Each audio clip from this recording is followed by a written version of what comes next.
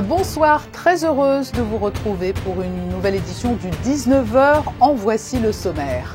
Ce sera Strasbourg. On connaît depuis hier soir le nom de l'adversaire de la Roca Team pour la première étape des playoffs du championnat de Betclic Elite. Un championnat dont le dernier match de la saison régulière a eu lieu hier. Monaco s'est incliné face à Cholet. Nous serons dans ce journal avec celui qui a suivi toute la saison des Roca Boys, le journaliste de Nice Matin, François Paturle.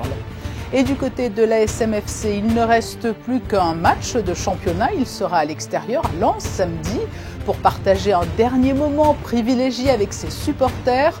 L'entraînement était ouvert au public au Stade Louis II aujourd'hui et nous y étions.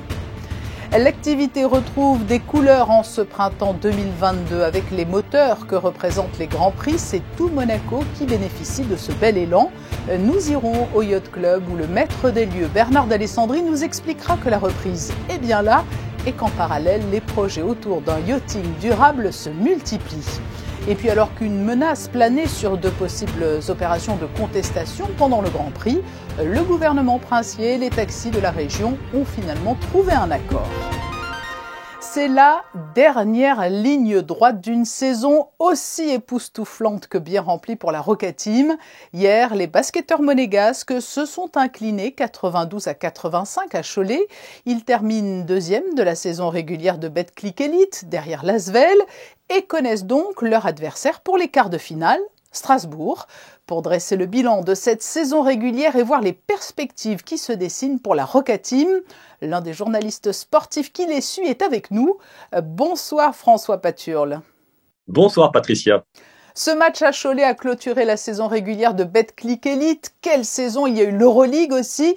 Vous les suivez depuis longtemps, ces Roca Boys. Ils ont fait preuve d'une grande ténacité. Oui, parce que la saison était très, très difficile avec 75 matchs disputés depuis le mois d'octobre, donc un rythme effréné. Il a fallu jouer sur les deux tableaux, le championnat et l'Euroleague. On connaît le parcours exceptionnel accompli par les joueurs de Sacha Obradovic en Euroleague avec ces matchs à Athènes, au Pirée, qui nous ont épatés, hein, même si on a été éliminés au bout. Et donc maintenant, le fait d'avoir été au moins éliminé en Euroleague permet d'avoir une petite semaine pour préparer les playoffs en championnat et sur ce plan-là, c'est pas plus mal. Cela demande une incroyable forme physique de mener de front comme cela une saison et d'Euroleague et de Betclic Elite. Alors l'Euroleague, vous l'avez dit, jusqu'aux playoffs, très peu ont faibli ou ont été blessés, peut-être excepté notamment le capitaine, lui un peu plus longuement absent. Oui, Léo Westermann a eu quelques problèmes aux adducteurs cette saison, mais on note il revient en forme au bon moment parce que là, ça fait 2 matchs qu'il a retrouvé ses sensations. Et c'est vrai que l'effectif a bien tenu sur le plan physique. Et on en profite pour faire un petit clin d'œil à Jeff Turpin, le kiné, et Diego Goncalves, le préparateur physique, qui font du super boulot à la Roca Team.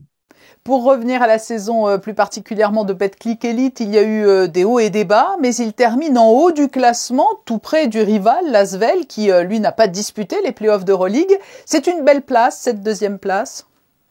Oui, c'est une belle place parce que ça assure l'avantage du terrain au moins jusqu'à la finale. Alors, tout le monde s'attend à une finale contre Villeurbanne. Je pense aussi qu'il y aura une finale contre Villeurbanne. C'est mon pronostic. Et dans le cas d'une finale à Villeurbanne, c'est l'Asvel qui aura l'avantage du terrain, mais un avantage, mais ça paraît pas rédhibitoire parce qu'on a vu la capacité des Roca Boys à aller gagner des gros matchs à l'extérieur cette saison. Donc, ok, un petit avantage à l'Asvel si c'est la finale, mais tout est possible. Oui, alors maintenant, avant la finale, il y a effectivement déjà un tout premier adversaire pour les playoffs et c'est Strasbourg. On peut s'en féliciter ou pas? Monaco est favori. Mais attention à cette équipe de Strasbourg qui a déjà battu 2 fois la Roca Team cette saison. Une fois en Coupe de France, certes, dans des circonstances particulières parce que c'était le 3e match en 3 jours. Et une autre fois en championnat à Strasbourg, aussi dans des conditions particulières parce que c'était le dernier match de Zvezdan Mitrovic. Un contexte donc assez spécial. Et on se souvient le match à Monaco en championnat où la Roca Team avait gagné à la dernière seconde sur un tir assez incroyable de Dwayne Bacon du milieu de terrain à la dernière seconde. Donc, on peut s'attendre quand même à des matchs assez serrés, même si je pense que la Roca Team a largement les moyens de passer ce tour. Mais le plan idéal pour la Roca Team après Strasbourg, hein, si toutefois il y a une victoire, c'est d'avoir sur sa route jusqu'au mois de juin quelles équipes? Alors ensuite, si la Roca Team arrive à battre Strasbourg, elle rencontrera en demi-finale le vainqueur du match entre Levallois et Pau Orthez. Et bon, ça sera aussi une belle affiche avec cette équipe notamment de Boulogne-Levallois hein, qui a longtemps dominé le championnat, qui est entraîné par Vincent Collet, l'entraîneur de l'équipe de France. Donc ça sera aussi une super affiche. Mais là aussi, je pense que la Roca Team a les moyens de passer. Il y a eu plusieurs échecs au cours des dernières saisons en championnat. Après cette grisante fin de saison en Euroleague, ça peut être l'année de Monaco pour décrocher le titre? Eh bien, je dois dire que c'est vraiment l'objectif du club à 100%. C'est vrai que ce titre de champion de France, comme vous le dites, manque au palmarès. On l'attend. C'est vraiment quelque chose qui fait vibrer un petit peu le cœur aussi des supporters parce que Monaco n'a jamais été champion de France. Et oui, cette année, c'est possible, c'est jouable. Mais il faut s'attendre à des combats difficiles. Alors, vous l'avez mentionné aussi, un petit clin d'œil aux supporters. Ils ont été incroyables. Ils ont suivi l'équipe un peu partout en Europe. Le fait peut-être aussi d'être parvenu à jouer dans sa salle cette saison d'Euroleague, ça a fédéré encore plus. Il y a eu un élan vraiment général en principauté autour de la Roca Team. Hein. On a eu une ambiance exceptionnelle cette année à Gaston Médecin, cette saison. Et c'est vrai qu'on a hâte de revivre cette ambiance pour les playoffs avec tous les supporters en rouge et blanc et le cœur qui va battre très fort des supporters de la Roca Team, à n'en pas douter. Ouais. En conclusion, François Paturle, qu'est-ce qui fait le secret de l'insolente réussite monégasque cette année? Ce sont de superbes individualités qui parviennent à sublimer le collectif. C'est une âme, un supplément d'âme, c'est un coach. Quel est selon vous le secret de cette année? Je dirais c'est beaucoup un coach avec Sacha Obradovic qui a réussi à cimenter un collectif, qui a réussi à créer une âme, comme vous le dites. C'est très important pour gagner des matchs. Hein. Les individualités, aussi brillantes soient-elles, ne suffisent pas. Il faut que chacun a son rôle dans une équipe. Et il a réussi à bâtir ce collectif. Et c'est aussi bien sûr des bonnes recrues, hein, avec des joueurs comme Dwayne Deacon, Mike James, Dante Hall. Ce sont des joueurs qui font rêver le public et qui ont énormément de talent. On pense aussi à Donatas Motiejunas, à Yacouba Ouattara, à Paris Lee, on pourrait tous les citer. Hein. C'est une équipe qui a énormément de talent. Il fallait réussir à les faire jouer ensemble et à ce que tout le monde fasse des sacrifices en défense. C'est ce qu'a réussi à faire Sacha Obradovic. Oui, les joueurs ont pris beaucoup de plaisir sur cette saison et les journalistes et commentateurs aussi, ça se sent. Merci François Paturle d'avoir accepté notre invitation au lendemain de la fin de la saison régulière du championnat de Betclic Elite. Merci. Et voici donc le calendrier qui attend la Roca Team pour ses quarts de finale. Premier match à domicile, le mercredi 25 mai à 20h, puis le match 2 le samedi 28 mai à Strasbourg. Et enfin, si nécessaire, le troisième match le lundi 30 mai à 20h à la salle Gaston Médecin. Pour la SMFC, le programme, c'est un dernier match ce week-end face à Lens. Les footballeurs monégasques sont actuellement deuxième du classement de Ligue 1. Et avant son dernier match de championnat, l'AS Monaco FC a ouvert au public son entraînement ce matin. Des centaines de supporters se sont ainsi rendus au Stade Louis II pour assister à l'une des toutes dernières séances de la saison. Le récit d'Émilie Rousseau sur des images de Lionel Bernardi. Un entraînement délocalisé au Stade Louis II sous les yeux de plus de 300 supporters rouges et blancs. Pour la deuxième fois de la saison, l'AS Monaco avait décidé d'ouvrir les portes de sa séance à ceux qui les soutiennent dans cette folle saison. Le club de la Principauté reste sur 9 victoires d'affilée. Il est actuellement deuxième du championnat et compte bien finir dauphin du Paris Saint-Germain. Ces encouragements sont plus que bienvenus avant cette semaine décisive. On a supporté les joueurs. T'es content d'être ici aujourd'hui ? Oui. Véritable spectateur privilégié, les supporters ont assisté à l'intégralité de la séance au plus près des joueurs. Ça change un peu du cadre des matchs, de venir les voir s'entraîner, donc c'est agréable. On n'a pas l'habitude, hein. C'est la première fois que je viens à un entraînement. Je peux prendre des photos, c'est incroyable. Franchement, je me sens très privilégié. Même. Je trouve que pour les enfants, c'est bien, parce qu'ils viennent en match toute l'année, parce qu'ils ont le droit à des places. Et de venir les voir en entraînement, je trouve que c'est cool. On s'amuse bien, on les voit. À la place qu'à chaque fois on les voit en match, là on les voit vraiment quand ils s'entraînent en groupe. À l'issue de l'entraînement, l'ensemble de l'effectif a partagé un moment avec les supporters, séance de dédicaces, photos. Les joueurs ont pris le temps de se nourrir de tous ces encouragements. Je pense que le club a fait exprès de mettre ça mercredi. Après, il y a peut-être pas mal de petits qui ont loupé l'école, mais je pense que c'est pour la bonne cause aujourd'hui. Mais en tout cas, on est très content de ressentir cet engouement autour de notre équipe. Ça nous fait du bien un peu, on avait besoin de ces supporters. On a besoin un peu de personnes qui sont là et qui viennent nous aider, nous procurer un peu d'émotions et de choses. Donc la journée en plus elle s'est bien passée, il fait beau, il fait chaud, c'est bien. C'est cool, ça nous amène de la joie, de la bonne humeur. Il fait beau, on s'est bien entraîné, c'était un peu dur. Et j'espère que ça nous donnera beaucoup de force pour samedi, parce que dernier gros match, donc c'est important. On est prêt pour le match qui nous attend. On sait qu'on a une victoire importante à aller chercher, donc voilà, on travaille dur à l'entraînement. Ce soutien tombait donc à point nommé, de quoi faire le plein de confiance avant le déplacement à Lens ce samedi à 21h. Et n'oubliez pas, pour les supporters ne pouvant pas faire le déplacement au Stade Bollaert, l'AS Monaco FC vous propose de vivre ce match sur écran géant au Stade Louis II samedi à 21h pour soutenir à distance le groupe de Philippe Clément. N'oublions pas le football amateur aussi. Mardi soir se disputaient les finales du Challenge Régnier 3 au Stade Louis II. Bonsoir Vanessa Dessy. Bonsoir Patricia, bonsoir à tous. La soirée a débuté à 18h avec la finale du 27e trophée Ville de Monaco, remporté par la Sûreté publique face à AMI Monaco à l'issue d'une séance de tir au but. Elle s'est poursuivie à 20h par la finale du 44e Challenge Prince Régnier 3 qui opposait les équipes des Carabiniers du Prince et de Vinci Construction Monaco. C'est également au tir au but que les Carabiniers du Prince ont remporté cette rencontre. À l'approche du Grand Prix, la Fondation Flojac organise une soirée caritative. Créée en 2012, la Fondation Cédric et Christophe Flojac a pour mission d'aider les enfants dans le besoin ou de participer au développement scolaire, artistique, culturel et sportif de jeunes dépourvus de moyens.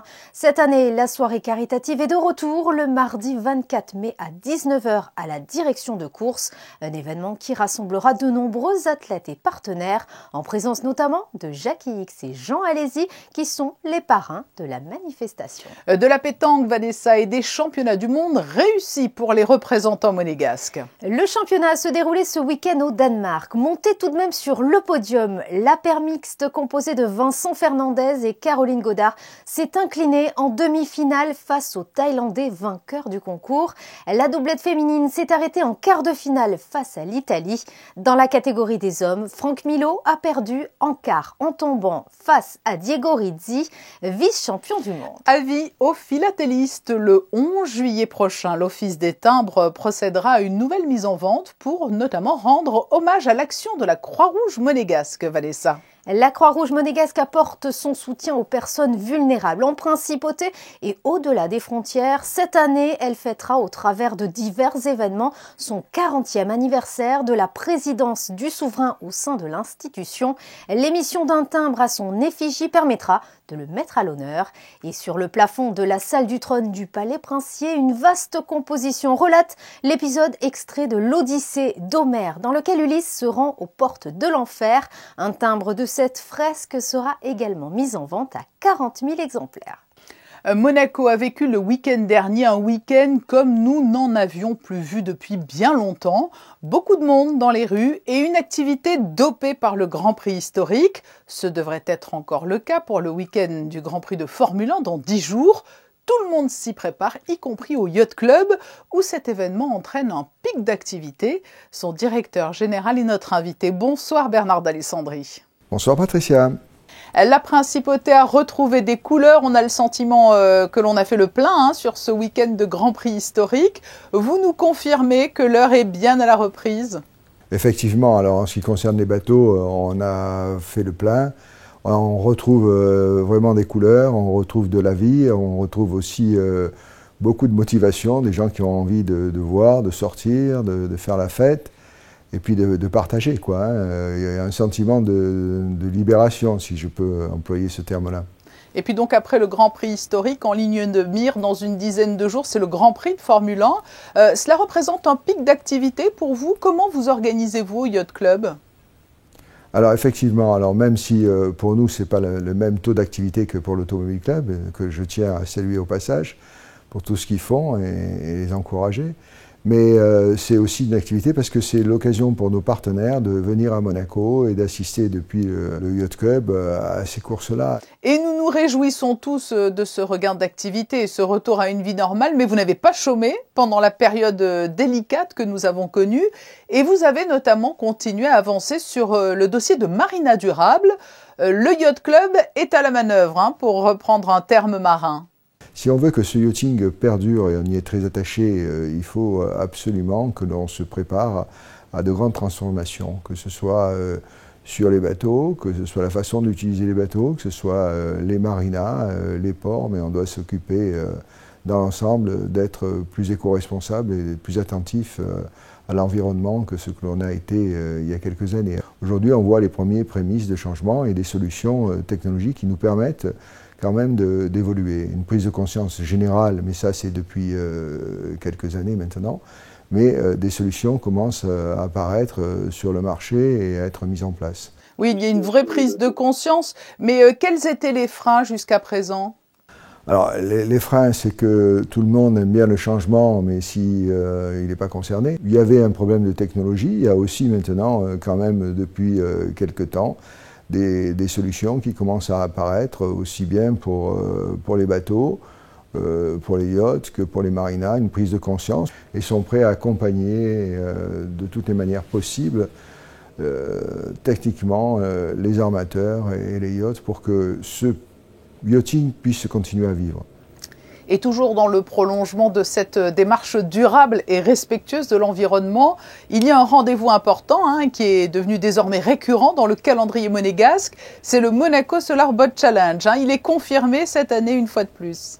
Pour la 9e année, il est confirmé avec beaucoup de succès. Et on est à la fois très heureux de recevoir tous ces petits jeunes. On reçoit environ 400 jeunes ingénieurs qui sortent de grandes écoles du monde entier. Alors c'est une compétition où en fait une compétition à la fois de vitesse, d'endurance et de manœuvrabilité et pour faire déplacer les bateaux mais sans émission de CO2. Donc quels que soient les moyens, ce sont des bateaux qui ne doivent pas polluer. Et c'est pour nous le moyen d'être en contact avec le futur, donc avec les jeunes qui vont construire le monde de demain et le monde du yachting de demain. C'est aussi le moyen de voir que les technologies évoluent. On va rappeler les dates parce que c'est aussi un joli spectacle dans le port de Monaco. Alors c'est un très joli spectacle aussi, et puis l'année prochaine, je pense qu'on aura aussi une annonce très importante parce qu'on voit qu'il y a un virage qui s'effectue dans le yachting avec de plus en plus de bateaux hybrides, de plus en plus de bateaux carrément électriques, et puis on voit poindre d'autres bateaux, d'autres projets de bateaux, et on a, je pense que l'année prochaine, ça va être une année encore plus importante. Chaque année, cet événement grandit. Voilà, et le rendez-vous, c'est du 4 au 9 juillet au Yacht Club de Monaco. Merci Bernard d'Alessandri d'avoir été notre invité. Merci à vous. Nous évoquions le Grand Prix de Formule 1 avec Bernard d'Alessandri. Le gouvernement princier a trouvé un accord avec les taxis azuréens, Vanessa. En effet, face à la menace d'opération escargot durant le Grand Prix, le gouvernement princier annonce la mise en œuvre de différentes dispositions destinées aux professionnels maralpins du transport de personnes.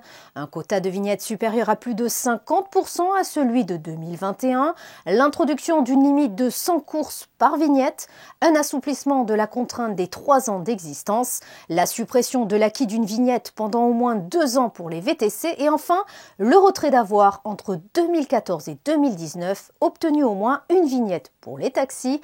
Ces dispositions feront l'objet d'une publication exhaustive au journal de Monaco le vendredi 20 mai prochain. Une bonne nouvelle pour l'une des startups de Monacotech, Yacht Needs annonce une levée de fonds d'1,25 million d'euros. Yacht Needs développe développe la première marketplace internationale destinée aux yachts et super yachts. Cette plateforme en ligne permet aux capitaines, équipages et propriétaires d'acheter des produits spécifiques au yachting auprès de milliers de fournisseurs. Le tour de table a été mené auprès d'un investisseur privé et résident en principauté. Cette levée permettra à la start-up de poursuivre son déploiement à l'international, notamment aux États-Unis, avec un lancement prévu en septembre.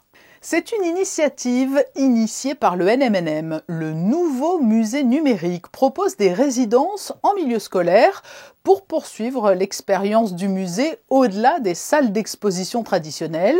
Une manière d'intéresser les enfants au monde de l'art et d'aborder la création numérique. Christina Thomel et Sylvain Péroumal se sont rendus à l'école des Rêvoirs pour rencontrer les élèves qui participent à ce projet.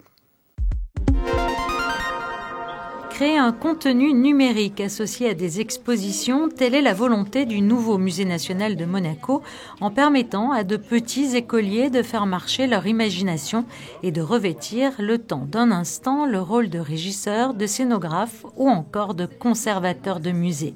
Après avoir visité l'exposition Tremblement au NMNM, les enfants se sont plongés cette fois dans la création en imaginant un musée virtuel, un musée numérique qui renfermerait tout ce qui intéresse les petits.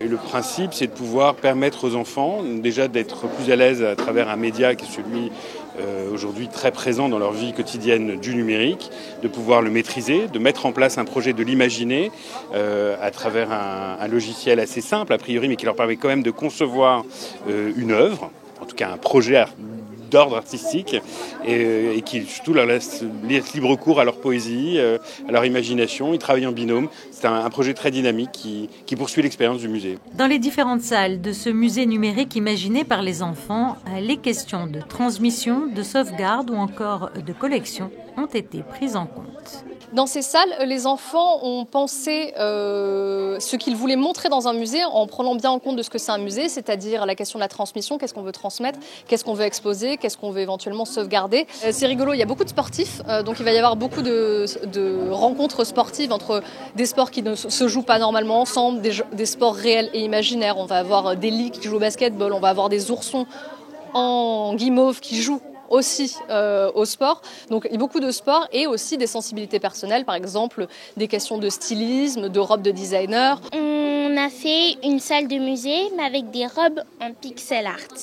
Au début, on était parti pour faire une exposition sur Yves Saint Laurent, sauf qu'on n'avait pas assez d'informations. Leslie nous a aidés en disant qu'on pourrait faire à peu près la même chose mais en utilisant des tableaux et en les mettant sur des robes. Donc notre projet avec Arthur, c'était de créer un arbre à balles et avec plein de tableaux autour pour créer, pour dire par qui ça a été inventé, quand et une légende.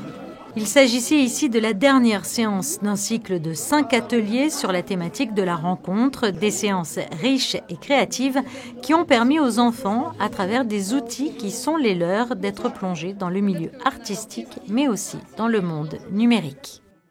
Toujours très important, les prévisions météo à venir. Quel temps est-il prévu jeudi, Vanessa ? Eh bien Patricia, la journée sera principalement ensoleillée, même si quelques nuages pourraient faire leur apparition dans la journée. Une légère brise pouvant atteindre 12 km/h est attendue sur le territoire. Les températures iront de 20 à 25 degrés. Le soleil se lèvera à 5h59 et se couchera à 20h53 et nous fêterons les Yves. C'est noté, merci Vanessa. Demain, c'est Émilie Rousseau que vous retrouverez à 19h pour un nouveau journal. Je vous propose de nous quitter comme chaque soir avec les photos du jour. Elles sont signées Stéphane Dana et nous emmènent au stade Louis II où les supporters de l'ASM FC ont eu le privilège aujourd'hui d'assister à l'entraînement avant le dernier match de la saison à l'extérieur samedi prochain. Très belle soirée à vous.